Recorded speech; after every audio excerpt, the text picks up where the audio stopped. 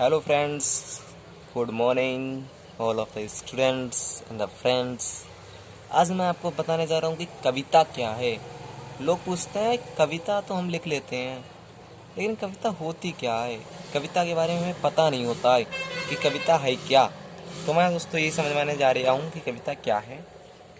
देखिए, कविता साहित्य की वह विधा है जिसमें किसी कहानी या मनोगत भाव को कलात्मक रूप से किसी भाषा के द्वारा अभिव्यक्त किया जाता है। कविता का शाब्दिक अर्थ है काव्यात्मक रचना या कवि की कृति जो छंदों की श्रृंखलाओं में विधिवत बांधी जाती है। मतलब यह है कि कविता एक साहित्य की ही विधा है जिसमें हम कोई भी कहानी लेकर लिखते हैं। कविता को तभी लिख सकते हैं हमारे पास कोई कहानी हो या फिर हमारे कोई मनोगत भाव हों, जो हमारे मन में भाव उत्पन्न होते हैं या फिर वो भाव हों, उन पर हम कविता लिखना चाहते हैं। तो ये भाव होना बहुत ज़रूरी है। यह किस भाषा का प्रयोग कर रहे हैं, ये सब कविता के लिए बहुत ही महत्वपूर्ण होता है। अब बात करते हैं कविता का जन्म हुआ कहाँ, कैसे। भारत में कविता का इतिहास और कविता का दर्शन बहुत पुराना है। इसका प्रारंभ भरत मुनि से समझा जा सकता है। पारंपरिक लोरियां, मांगलिक गीतों, श्रमिकों द्वारा गुनगुनाए लोकगीतों और तुकबंदी में कविता के स्वर मुखरित होते हैं। वाचिक परंपरा से जन्मी कविता आज लिखित रूप में मौजूद है। कविता के मूल में संवेदनाएं हैं। ये संवेदना संपूर्ण सृष्टि से जुड़ने और उसे अपना बना लेने का बोध है। कि भरत मुनि ने कहा है कि कविता का मतलब केवल उसको लिखना ही नहीं है, बल्कि उसको प्रस्तुत करने की कला भी होनी चाहिए। कि कविता में क्या क्या चीज़ें होनी चाहिए। पारंपरिक लोरियां जैसी होती हैं, ये भी कविता हो सकती है। मांगलिक गीत जो होते हैं वो भी कविता के अंतर्गत आते हैं। श्रमिकों द्वारा गुनगुनाए लोकगीत, ये भी कविता ही होते हैं। अब बात करते हैं कविता लेखन। कविता को लिखना ही कविता लेखन है। कविता लेखन क्या होता है कि कविता को जो हम लिखते हैं, कविता को लिखना ही कविता लेखन है। कविता लेखक के संबंध में दो मत मिलते हैं। कविता लेखन के संबंध में दो मत मिलते हैं, जिसमें एक का मानना है कि अन्य कलाओं की तरह कविता लेखन की कला को प्रशिक्षण द्वारा नहीं सिखाया जा सकता है, क्योंकि इसका संबंध मानवीय संवेदना से है। जबकि दूसरा मत यह है कि अन्य कलाओं की तरह प्रशिक्षण द्वारा कविता को सरल बनाया जा सकता है। मतलब दो मत दिए गए हैं इसमें। पहला मत ये कह रहा है कि इसको कविता को हम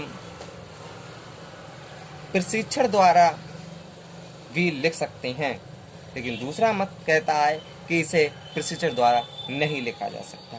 कहने का मतलब ये है कि हम प्रशिक्षण द्वारा भी कविता को लिख सकते हैं, लेकिन उस ढंग से नहीं लिखा जा सकता है।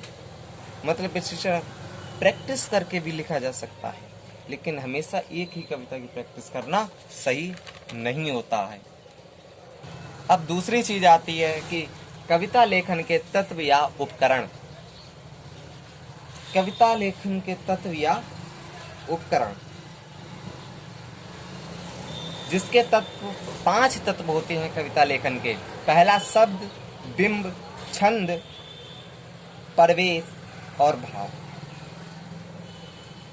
शब्द आप सभी लोग जानते ही हैं क्या होता है, क्योंकि शब्द बहुत इंपॉर्टेंट है कविता के लिए, क्योंकि शब्दों के मेलजोल से ही कविता लिखी जा सकती है। और बिंब कविता को इंद्रियों से पकड़ने में सहायक होती हैं। छंद कविता का अनिवार्य छंद के अनुशासन की जानकारी के अतिरिक्त लय का निर्वाह असंभव है तथा लिखने से पूर्व छंद की बुनियादी जानकारी होना आवश्यक है। उसी प्रकार परिवेश और इसमें भाव का भी होना बहुत जरूरी है कि इसमें कौन सा भाव है। अब बात करते हैं कविता लेखन के लिए आवश्यक प्रमुख घटक। पहला घटक तो यही है कि भाषा, कि हमारी कविता एक अच्छी भाषा में लिखी होनी चाहिए जिससे सभी लोग पढ़ सकें और उसको अच्छी तरीके से समझ सकें। कविता किसी ना किसी भाषा में लिखी जाती है, अतः कविता लिखने के लिए भाषा का सम्यक ज्ञान होना आवश्यक है। यानी कि हम जो भी कविता लिख रहे हैं उस भाषा का तो ज्ञान होना जरूरी है, तभी तो हम कविता लिख सकते हैं ना। तो उसी प्रकार इन्होंने कहा है कि भाषा की भी जरूरत होती है। अब दूसरा घटक है शब्द विन्यास। भाषा शब्दों से बनती है, शब्दों का एक विन्यास है जिसे वाक्य कहा जाता है। अतः कविता लिखने के लिए शब्दों के विन्यास का ध्यान रखना चाहिए कि कहीं ऐसा ना हो कि लिख रहे हैं हम वर्तमान काल में और तुरंत फ्यूचर बता दिया उसी लाइन में, उसी वाक्य में। ऐसा नहीं करना चाहिए, हमें वाक्य का ध्यान रखना चाहिए। शब्द विन्यास जिसे काव्य शैलियों का ज्ञान, वाक्य गठन की विशिष्ट प्रणाली को शैली कहा जाता है।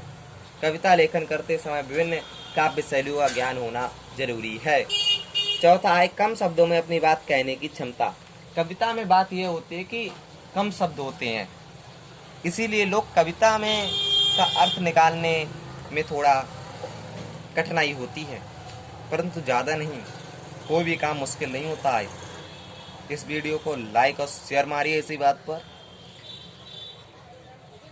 कविता लिखते समय कम से कम शब्दों में अपनी बात कहने की क्षमता होनी चाहिए। समय विषय की प्रचलित प्रवृत्तियों की जानकारी। समय विशेष की प्रचलित प्रवृत्तियों की जानकारी। समय विशेष की प्रचलित प्रवृत्तियों की जानकारी में मैं बात कर रहा था कि कविता समय विशेष की उपज होती है, उसका स्वरूप समय के साथ साथ बदलता रहता है। अतः कविता लेखन के लिए आवश्यक है कि किसी समय विशेष की प्रचलित प्रवृत्तियों की उचित जानकारी होनी चाहिए। अब छठा घटक है नवीन दृष्टिकोण। कविता लेखन के लिए नवीन दृष्टिकोण का होना अत्यंत आवश्यक है, इसके बिना कविता लेखन संभव नहीं है। नवीन दृष्टिकोण होना बहुत जरूरी होता है कि कविता में कुछ ना कुछ नया जोड़ो भाई। प्रस्तुतिकरण की कला। प्रस्तुतिकरण, कविता लिख तो लेते हैं सब, लेकिन उसको प्रस्तुत करने की भी एक कला होती है। कविता केवल लेखनी ही नहीं आनी चाहिए, बल्कि उसे प्रस्तुत करने की कला भी होनी चाहिए। प्रस्तुतिकरण की कला को प्रतिभा कहा जाता है। ये क्वेश्चन आ सकता है कि प्रस्तुतिकरण की कला को क्या कहा जाता है। प्रस्तुतिकरण कला को प्रतिभा कहा जाता है। प्रतिभा को किसी नियम के सिद्धांत से उत्पन्न नहीं किया जा सकता, परंतु परिश्रम और अभ्यास से विकसित किया जा सकता है। इस प्रकार कविता लेखन के ये घटक कविता लिखना भले ही ना सिखाएं, परंतु कविता की सराहना एवं कविता विषय ज्ञान देने में सहायक हैं। शब्दों के साथ खेलना और उनकी तह तक जाने की प्रवृत्ति विद्यार्थी की रचनात्मक शक्ति और ऊर्जा को बाहर तक लाने में अद्भुत भूमिका निभा सकती है। आपको मेरी वीडियो पसंद आई हो तो फिर पैसे लाइक और शेयर जरूर करें, तो जिससे लोगों में पहुंचाएं, जिससे उन्हें भी पता चले कि आखिर कविता होती क्या है। क्योंकि विद्या खर्चने से बढ़ती है, जितना आप विद्या को खर्चेंगे उतनी विद्या बढ़ेगी। आप जितनी शेयर करेंगे उतनी विद्या बढ़ेगी। और अगर आप लोग चाहते हैं कि मैं और भी वीडियोस बनाऊं तो उसके लिए कमेंट बॉक्स में लिखकर भेजिए।